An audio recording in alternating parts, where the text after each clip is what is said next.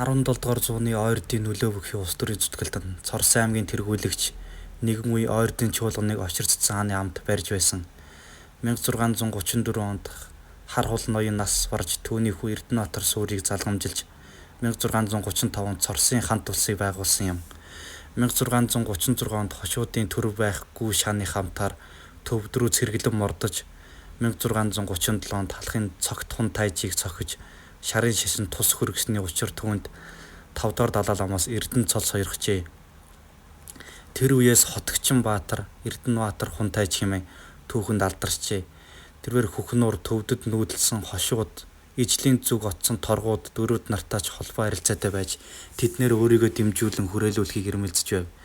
Эрдэнэбаатар хун тайж 1640 онд Тархтан Улаанбуураа хэмээх газар халах ойрдын их ноёдын чуулганыг санаачтан хуралдуулагчийн нэг байж их цаазыг баталцаж байв. Тэрээр зай бандад намхаж амтсан дэмжлэхээр ойрдод шашин дэлгэрүүлж хэд хэдэн сүм хийд шинээр байгуулжээ.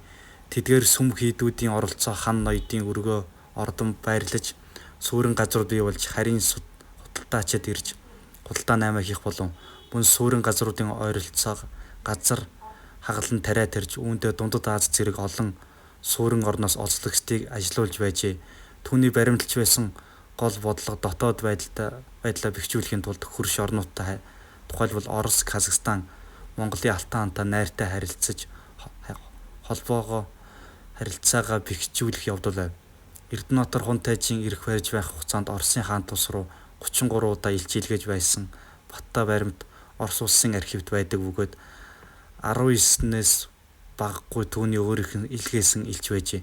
Тэрээр илч илгээж хот байгуулахад зориулж мужаан, дархан, чулуучсан зэргийн мэргэжлийн хүмүүс ирүүлэх болон үржлийн зориултаар гахаа, дахиа, хүнсний зориултаар агталсан гахаа зэргийг удаа дараа захиалан авч байжээ. Орос улсын элч нар ойрдод яваад буцаж ирэхдээ хунтайж ховг сайрт 3 тосхон хот байгуулсан гэх мэдээлжэв.